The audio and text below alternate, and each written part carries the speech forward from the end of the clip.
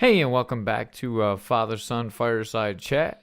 How's it going today, Forrest? Good. How about you? Good, man. I'm doing really well. Had a pretty good day today. Went to the gym, taught the kids, cut out of practice a little bit early, come home, make you some tacos. What'd you think about the tacos? They were good. They were as satisfying as any other Tuesday. So I guess it's a good thing I came home and got you tacos. I wasn't going to get you tacos.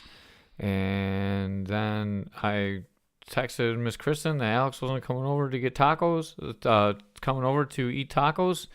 And she said, Forrest is going to want some tacos. And I was like, crap, I was going to get a steak. But we had tacos instead. How were the tacos? they were good. Did I make them all right? Yep. They were fine. Yummy? Yep. Tasty? Yeah. Scrumptious? Yeah. How were the shells? Shells were good. After I cooked them the second time, and we realized that it was just a hard batch, and we needed to cook it for a little bit longer. Yeah, good. So everything went good, and Yep. the Yep. tacos came out yummy. How's everything else going? Good. I mean, I had a pretty good day at school, and I had double language today, which is like kind of the most dreaded day. Mm-hmm. But at least Chinese isn't as bad as for me because I actually Cheater, pumpkin eater. Had a wife and couldn't keep her. that's probably the class I try the hardest in. Yeah, that's good. I'm glad that you did dual language. You did good today. You skipped practice day. Why don't you like jujitsu anymore? Well, it just seemed like Tuesday night was kind of a bad night. I mean, Saturdays are okay, so I might eventually look back to that, especially now that it's kind of close to the tournament, and I'm kind of considering doing it. Yeah, you better hurry up because we're like 2 weeks out and it's tournament time. 2 weeks out. 2 weeks out. It's just April 7th. It's April 7th. I thought it was like April 17th or something. No, April 7th. So it's this week is Easter. Next week is the tournament. The week after that is don't hit the mic. The week after that is your piano concert. Yeah, that's a busy couple weekends, but I mean, at this point, if it's 2 weeks out, I'm not sure if I'm. You did death camp at the gym. Yeah, but oh Yeah, we'll see how you're ready. Yeah. You need to go real hard with Nishan and maybe Matt Flores and see where you're at. Nice Sean. Yeah, Nishan's pretty good. Yeah. Yeah. He's flexible too. So. And he's back. He's doing that work. Mhm. What else is going on? Anything? How's this trip going for you? Mom's been out of town for a few days now. We last time you said it was really chaotic for you and you're a little bit stressed out. How's it going this time? Great. I mean, not as stressed like last time, and I think mainly the reason that last time was so bad is because I kept forgetting my elevator pass. So I missed the bus like twice. You had to drive my elevator pass to me and then go to work, and it was kind of. The one time I was already at work. Yeah, it was bad for everybody. Yeah. And we were late all the time. Mm-hmm. At least we're getting like 5 or 10 minutes earlier, but it's still not really. I was on time today. You were? Yeah, I was on time today. You made it on time? Yeah, I didn't have to stop at the store. I had some rock stars in the car. Oh. That's the trick because the store takes a long time in the morning because everyone's slow. Yeah. Yeah. No problems with the trip? Not feeling lonely or anything? No. I'm here enough for you? I miss Mom because, Yeah. like, it just not the same without Mom. But, I mean, it's cool hanging out with you, and since we don't really get to hang out as much, and usually I stay home when you're gone, so it's pretty cool to be able to hang out with you for a little bit while Mom's gone. Yeah, it was pretty fun. I've been having a good time too. I've been really enjoying doing this podcast with you because we're after the first couple, you just stop like talking like it's a podcast and you're just talking with me, and that's kind of what the whole I was goal talking of like it doing was this. a podcast the first few times. Yeah, the first few times where Yeah. you're really concentrating on what you're saying and you were thinking about it. Now you're just talking like you're supposed to, like we're talking with each other, and that's what the whole goal for this is, just for us to talk with each I have other. a title for it: What's that? Campfire Chat, or Father-Son Campfire Chat. I don't know. Fireside Chat is like the name of like how they used to talk in old days, I guess. I don't know where that came from actually, but It's kind of like by the campfire, just telling stories and stuff. yeah, I guess. It's calm talking, not thinking really as hard. Obviously, you got to think. So besides for coming up with a name for the podcast, what do you think that adults get wrong all the time? What's something that you think that adults do wrong? What age group of adults are you talking about? Just adults, any adults. Hmm. Adults in general. Adults in general. Well, there are lots of different people, so a lot of different people get a lot of different things wrong. But I think the worst thing that most adults do is kind of get so stressed and so worked up about and stressed over work that it kind of takes them away from their personal interests for normal people. And then I think some other adults that are younger and still like learning a little bit about being an adult and being responsible and everything are a little irrational and sometimes ignorant about some things and don't use their common sense at times. So, I mean, that's my 2 cents about the younger adult wave. And then in general, adults just kind of forget about their hobbies and stuff, and they have a hard time doing that unless they're like you and they kind of make a job out of it. I just live my hobby. That's what I do. Yeah.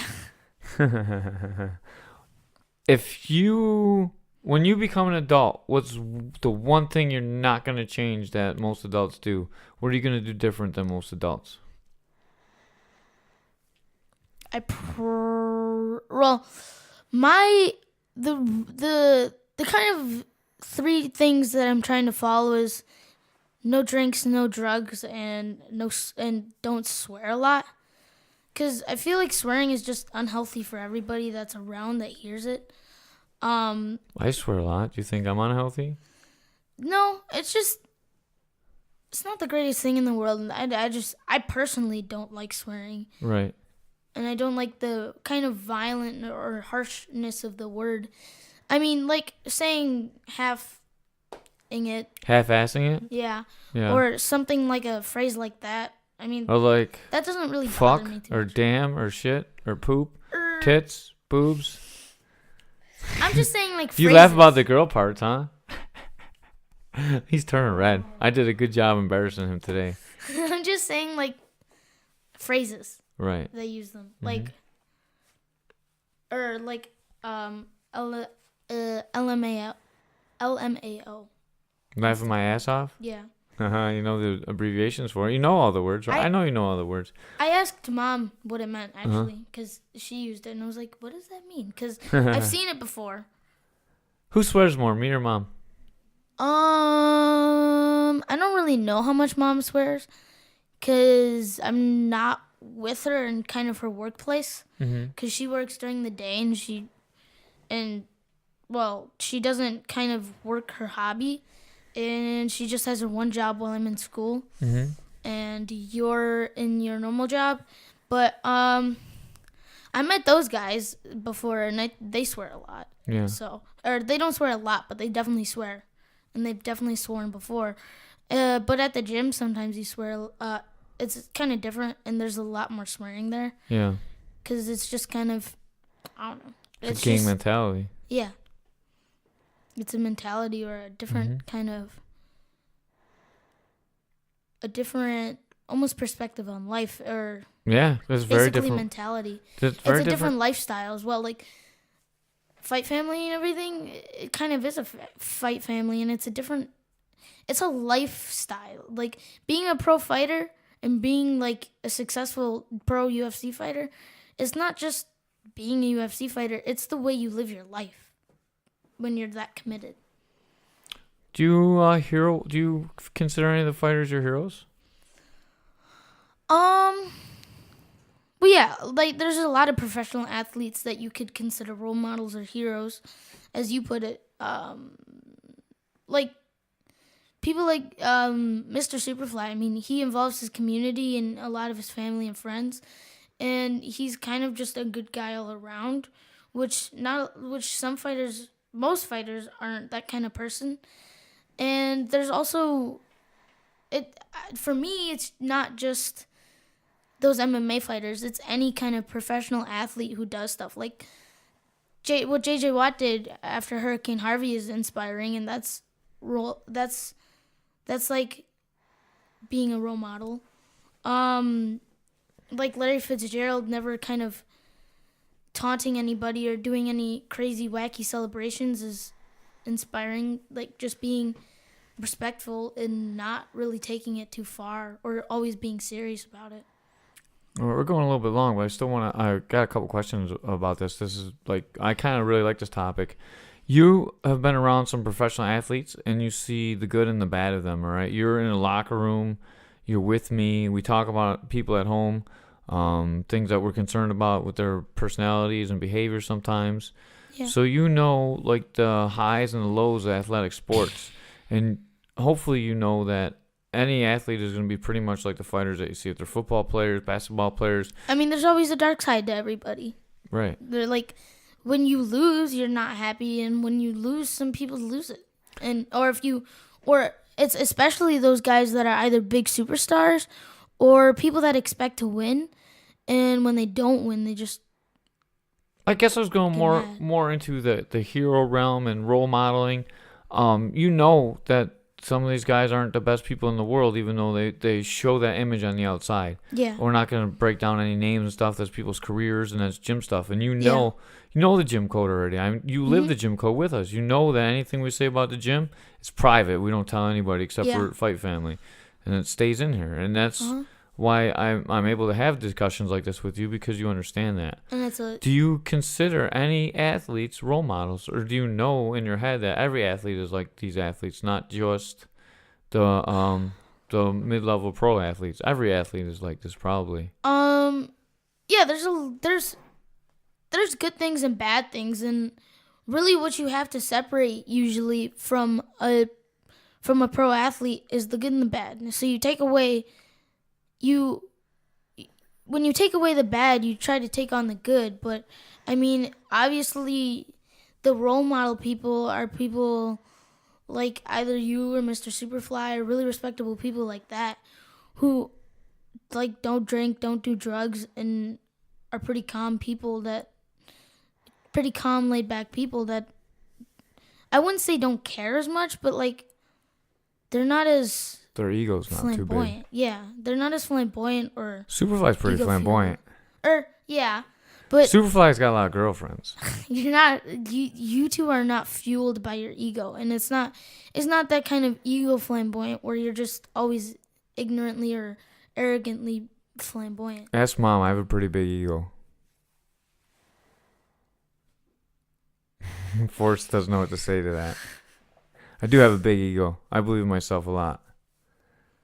Well, I think there's kind of a difference between ego and believing in yourself, right? I look in the mirror and I flex all the time. I'm like, damn, I look good. Well- Sometimes when I'm in fight shape. Right now, I hide from the mirror. Right? All right, on that, we're probably gonna get out of here. Anything else Yeah. you want to say? Separate the good. When you're looking at a role model, separate the good and the bad, and take the good and leave the bad. Maybe you should find role models, because the people that some of the children in your age group are worshiping, they're probably not good people. Yeah. That's kind of where I was going with this. I mean, you can't look at somebody from their athletic accomplishments No. and think that they're a good person. And I hope that you can see that. Yeah. Like. Yeah. Same thing with movie stars and anyone important. You can't be selfish and then.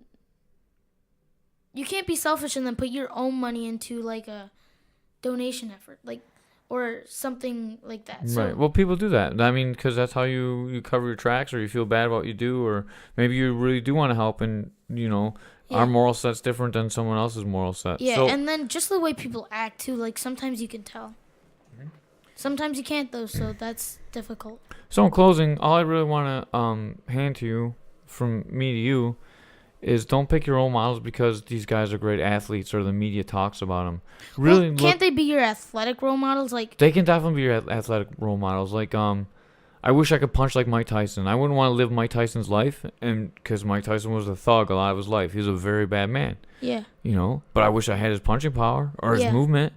I wish I could be like some other people I know bad things about that I hero Dominic worship. Cruz, No, Dominic Cruz isn't a bad Yeah. person. he could be. I don't know him personally, but but if he was a bad person, that's Right. another athletic person that you would look up to. right. There's a lot of people I would look up to athletically that I know are probably not the person that they project themselves to be. Yeah. John Jones is a perfect example of that, I would believe. Yeah, All for right. sure. But on that, I'm going to close. But I would stress to you, please do not worship anyone you do not know personally. Yeah. All right? Find someone in your life that you want to be like and model yourself after them. Don't go after someone that, model yourself after someone that's made up in the media. Yeah. Because it really is a setup for disappointment. Yeah. Because for sooner or later, when you're a star that high, people are going to try and cut you down and bad things are going to come out about you, all right? Yeah. Make sure that, find a role model in church or school or life Or and, home even. or home and be like that person. Yeah. All right? And then you also have to take things from different people, like too. Right, for sure. You definitely learn from everyone, but for role models, make sure it's someone you know. Mm-hmm. All right? Somebody you know personally and that they're a good Yeah. person. Yeah, and you can observe them. Like Mustafa is one of my role models. Coach Eric is one of my role models. Coach Keith is one of my role models. Those are all really good people. That Yeah, we know. exactly, because I know them. I trust. Crew Mark is one of my role models. I don't really know Cameron enough. I haven't been around him enough, but I consider Cameron a role model as well. Cameron Leinhart, the pastor. Yeah, I know. And that's what I'm saying. In my life, I find role models that I want to be like, and I've watched them in life, and I've observed them for years and years and years. And I'm like, that person is a good person. That's who I want to be. Mm-hmm. All right? That's what you should do. Good closing statement. Yeah, let's get out of here. Yep. It's time to go to bed. Okay.